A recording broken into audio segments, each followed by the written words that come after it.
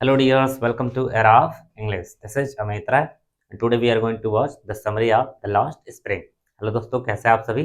आशा है आप बिल्कुल अच्छे होंगे। तो आइए आज हम लोग लॉस्ट स्प्रिंग को समरी के रूप में कंप्लीट स्टोरी को फटाक से कम टाइम में कवर कर लेते हैं। तो आइए देखते हैं। तो ये चैप्टर आपके बुक का सेकेंड चैप्टर है जिसका नाम है lost spring stories of stolen childhood. इस चैप्टर में बेसिकली दो अलग अलग कहानी है। इन दोनों कहानी में बताया गया है कि किस प्रकार से बच्चों के बचपन को छीन लिया जाता है। तो आइए सबसे पहले इस स्टोरी के इस चैप्टर के राइटर को देख लेते हैं, जो कि बहुत इंपॉर्टेंट है। तो द लॉस्ट स्प्रिंग के राइटर है एनिस चंग। यहाँ यस नहीं जी होगा, एनिस चंग, जो कि इस स्टोरी के नरेटर भी हैं प्लस राइटर भी हैं। अर्थात एनिस जंग ने इस स्टोरी को बताया भी है प्लस लिखा भी है, जो कि एक इंडियन राइटर है, महिला है।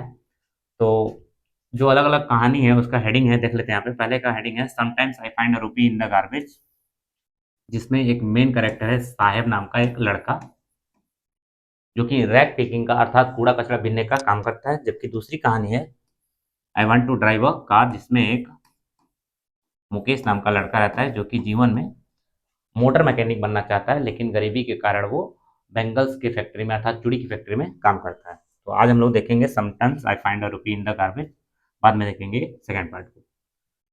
तो बेसिकली इस स्टोरी में होता क्या है, साहेब बैग लेकर के या यूं कह लीजिए बोरा लेकर के, झोला लेकर, थैला लेकर के रैक पिकिंग कर रहा होता है, अर्थात कूड़ा कचरा बिन ही रहा होता है। तब तक एनी चंद इससे मिलती हैं और कहते हैं कि तुम ये सब क्यों करते हो, ये काम क्यों करते हो? तो ये बताता है कि मेरे पास और कुछ करने के लिए नहीं है। तो कहते हैं कि स्कूल क्यों नहीं जाते? तो कहता है कि मेरे पड़ोस में नेबरहुड में कोई स्कूल नहीं है। तो ये कहते हैं कि अगर मैं स्कूल खोलूँ तो क्या तुम आओगे? तो कहता है हाँ हाँ आएंगे। तो कुछ दिन बाद जब मिलती हैं तो ये दौड़ के जाता है और कहता है कि मैम आपका स्कूल खुला, मजाक के रूप में पूछता है। तो उनको मैम को अपनी ही प्रॉमिस पे शर्मिंदगी झेलनी पड़ती है, क्योंकि कहते हैं कि इतना जल्दी स्कूल नहीं बनता, और उनको थोड़ा सा शर्मिंदगी फील होता है कि मैंने कैसा वादा कर दिया। फिर धीरे धीरे जान पहचान बढ़ती जाती है, महीने 2 महीने बीतते हैं। तो पूछती हैं कि ये बताओ सबसे पहले कि तुम्हारा नाम क्या है? तो ये अपना नाम बताता है, पूरा नाम। तो पूरा नाम रहता है इसका साहेब ए आलम।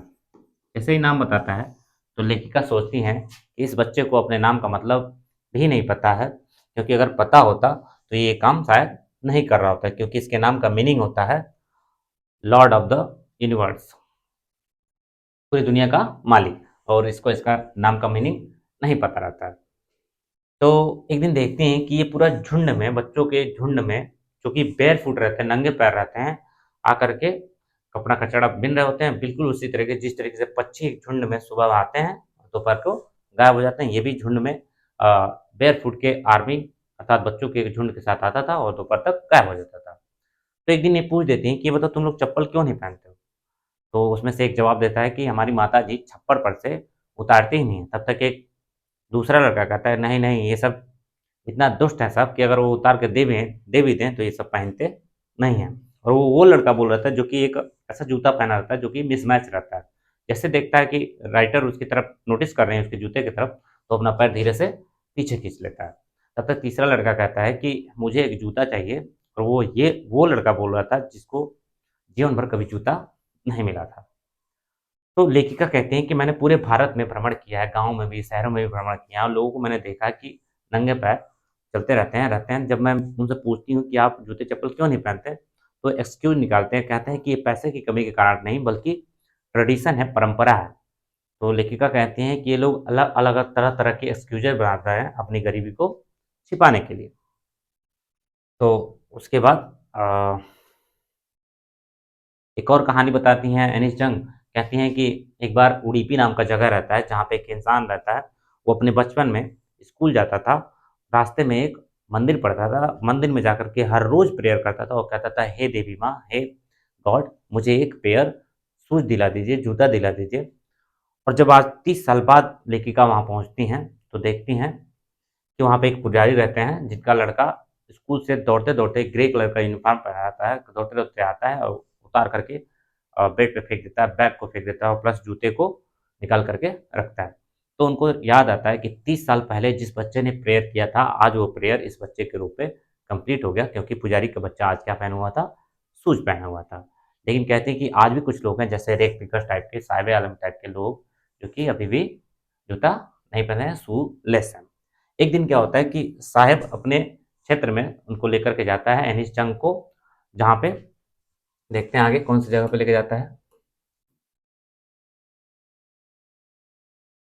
ये हमने देखा, चलिए यही देख रहे हैं। तो एक जगह पे लेके जाता है अपने क्षेत्र में, जो कि तो सही कहते हैं सीमापुरी नामक एक जगह रहता है, जो कि दिल्ली का ही एक बाहरी क्षेत्र रहता है, जहाँ पे सभी लोग रैग पिकर्स रहते हैं। और इसके इसके समुदाय के अर्थात साहिब के समुदाय के सभी लोग रहते हैं, जिनकी टोटल संख्या रहती है, ध्यान रखिएगा आपसे पूछता है, 10,000। 10,000 कौन रहता है, केवल और केवल रैग पिकर्स अर्थात कूड़ा कचरा उठाने वाले लोग रहते हैं।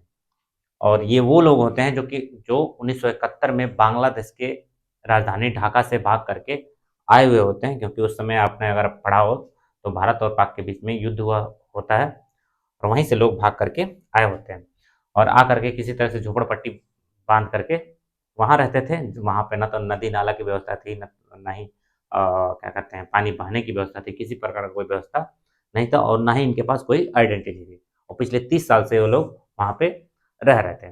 पहचान के रूप में इनके पास राशन कार्ड था, जिससे इनका नाम वोटर लिस्ट में आ जाता था। ये पॉलिटिक्स के लोग बनवा दिए थे, जिससे उनको फायदा हो जाता था, वोट मिल जाता था और इनको थोड़ा बहुत राशन मिल जाता था। और इनका सबका काम होता था रैक पिकिंग करने का, कूड़ा कचरा उठाने का। इनके लिए इस स्टोरी में बताया गया है कि इनके लिए कूड़ा कचरा ही गोल्ड की तरह था, वही उनके जीविका उपार्जन का माध्यम था।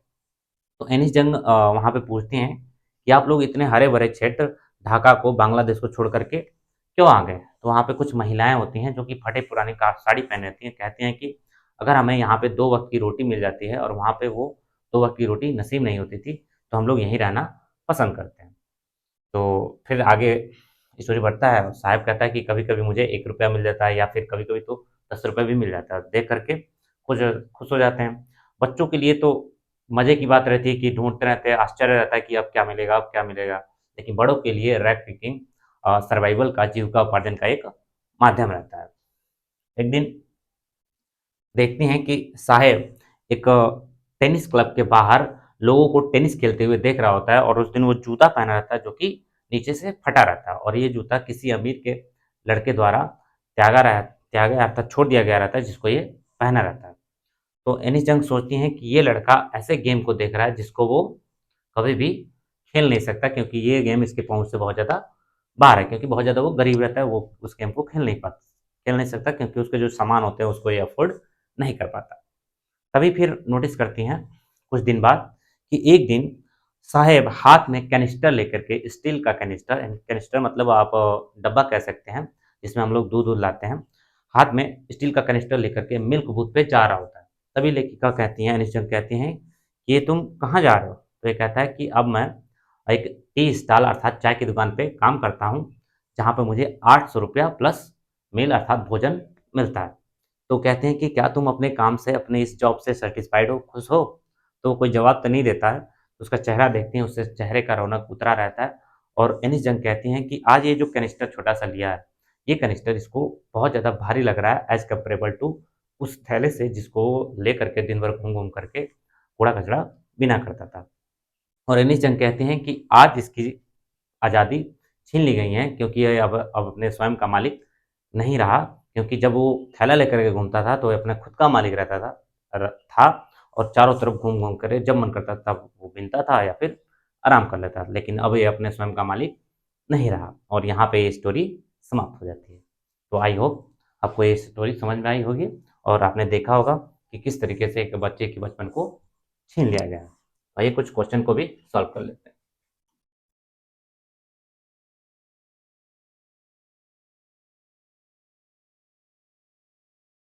क्वेश्चन है हमारा पहला, from which place Sahib's family descended to Seemapuri. Seemapuri नामक जगह पे कहाँ से साहब का परिवार आया था? दिल्ली से, हरौरा से, खुलना से या ढाका से? तो हमने देखा बांग्लादेश के ढाका से भाग के आए थे। मेरे कहने से पहले एक बार आप जरूर ट्राई कीजिएगा, आप सारे क्वेश्चन करने में सक्षम होंगे यदि स्टोरी आपने ध्यान से सुना होगा तो। और दूसरा क्वेश्चन है साहेब फुल नेम इज, साहब का पूरा नाम था तो क्या नाम था, साहेब आलम। ये जैसे आपको पता तुरंत टिक करके आगे बढ़ेंगे। अगला क्वेश्चन है there is no school in साहेब, कोई स्कूल नहीं था साहेब के कहाँ, विलेज में, नेबरहुड में, टाउन में या डिस्ट्रिक्ट में, तो उसके पड़ोस में शुरू में हमने देखा। नेक्स्ट क्वेश्चन है many others like the rag pickers in my neighbourhood remain, मेरे पड़ोस में रैक पिकर की तरह बहुत से लोग कैसे थे, साइलेंट थे, हंग्री थे, सूले थे, इलटरेट थे, तो अर्थात उनके पास सूले थे अर्थात जूते नहीं थे। अगला क्वेश्चन है in structures of mud with roofs of tin divide out drainage और रनिंग वाटर लाइफ, रहते थे वहाँ पे कितने लोग रहते थे, 10,000 एक्टिविटर, 200 मैनी प्रेस गार्बेज कलेक्टर, तो ये तो दोनों होगा ही नहीं, तो अभी आपने बताया याद रखिएगा 10,000 बैक पिकर्स। और अगला क्वेश्चन है there no dash in my neighbourhood, मेरे नेबरहुड में क्या नहीं था, तो अगर आपने ध्यान से देखा होगा तो इसी क्वेश्चन में इसका जवाब है, तो मेरे नेबरहुड में ह्यूमन बींग नहीं थे, फैक्ट्री नहीं थे, कॉलेज नहीं थे, तो क्या नहीं था, स्कूल नहीं था। आई होप आप कर पा रहे होंगे। तो यहाँ पे ये चैप्टर समाप्त होता है पार्ट 1। पार्ट 2 को हम लोग नेक्स्ट वीडियो में कवर करेंगे। आई होप आपको अच्छा लगा होगा। तो अच्छा लगा है तो ज़रूर लाइक कीजिए, अगर आप चैनल पर पहली बार हैं तो सब्सक्राइब कर लीजिए इस तरह के ढेर सारे वीडियोज़ के लिए। तो मिलते हैं नेक्स्ट वीडियो में, तब तक के लिए bye bye, take care, have a nice day, thanks.